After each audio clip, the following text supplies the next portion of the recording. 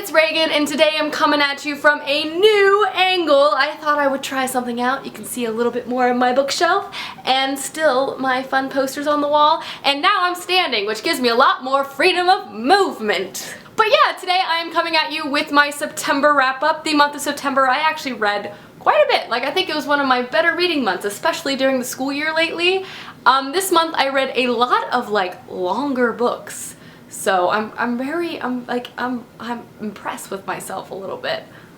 But anyway, let's go ahead and get started with the wrap-up. The first thing I completed is East of West Volume 2. I read Volume 1 back in August, I want to say, and really enjoyed it. The art in this series is fantastic, and I really love the setting. It's like a space western thing going on for it, and it's really cool. So I was definitely really excited to pick up Volume 2 of this series. I'm not gonna lie, however, I was a little disappointed. Mostly because I was just wanting more plot explanation. The series has a very complicated universe, character, situation going on, and I'm not gonna lie, I'm just a little bit confused, and I really just want someone to explain what's going on to me.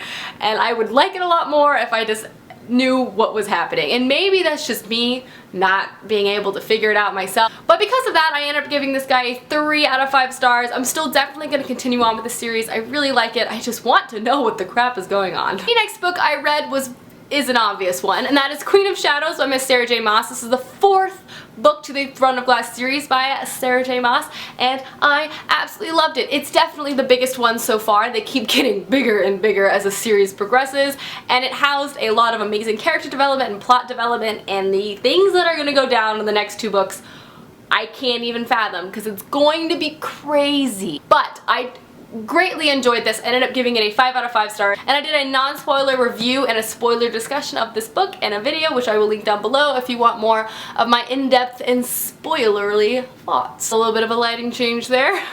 The next book I read I also absolutely adored, and that is The Search for Wandla by Toni Ditzilolizzi. This is the same author who illustrated and helped write the Spiderwick Chronicles. This is a science fiction middle grade adventure story following our main character Eva 9 as she kind of explores the world around her. It is so good. I love the story. I was totally immersed. I loved the characters. I was just dying to know what happened next. I absolutely flew through this, and if the story isn't enough to pull you in, like the plot, this book also comes with amazing full-page illustrations throughout the whole thing. Like, honestly, I totally loved this, and I already bought the next 2 books in the trilogy because I love it. I love it. So obviously I gave this guy a 5 out of 5 stars. The next thing I read was The Whispers of the Fallen Rebellion, which is book 2 to J.D. Netto's Shadow of the Fallen trilogy. I read the first book back in June, and if you're not aware, this book series is about 2 characters, Isaac and Dimitri, who are like living normal lives, everything's going cool, and then one day they come across, or they get this diary, and then all of a sudden they're like sent off on an adventure / they are running because people want this diary and they're trying to figure out what it's about, and the people who are hunting them are Nephelian and these things called fallen stars. So it's a very fast-paced, action-packed story. I ended up giving the first one like 2.75 or 3 stars. I was excited to pick up the 3rd one for review, which I did this month, and I ended up giving it also a 2.5 or 3 stars. It was nice to see some character development in those 2 characters into the 2nd book, but I still had the same issues I had with the first book with the narration style as well as just the writing style in general. I still thought these books were really fun. I really enjoyed the fast-paced nature. They're such quick reads, so yeah. If you're interested, definitely check them out and pick them up if you'd like. The next novel I completed this month was the Prewstopia Book Club Book of the Month, which, if you're not aware, Sasha and I over at Book Utopia have a monthly book club, which is very exciting. We read, pick a book, discuss it in a live show, which we did this past weekend, which I will link down below as well if you're interested, as well as the Goodreads page to our book club where you can see the book we're reading every month and discussion. But the book I finished was, of course, Brooke by Sharon Cameron. This is an alternate historical fiction novel that's set in the future. It's like a regressed dystopian society that very much reflects a lot of things from our history, aka the French Revolution. It follows our main character Sophie, who's a lot more than she seems, and she is fighting to keep her family's name and fortune within the family, and she's arranged to be married to another character who also appears to be more than he seems as well. It's a lot of like people surprising other people. I enjoyed this book. I thought the setting was super interesting with the regressed historical society. It was so cool, just all the references to the French Revolution and stuff like that. I just thought it was very, very clever. I liked that a lot. However, I wasn't totally in love with the plot. Sometimes I felt it dragged, and some of the characters I wish were a little more dynamic.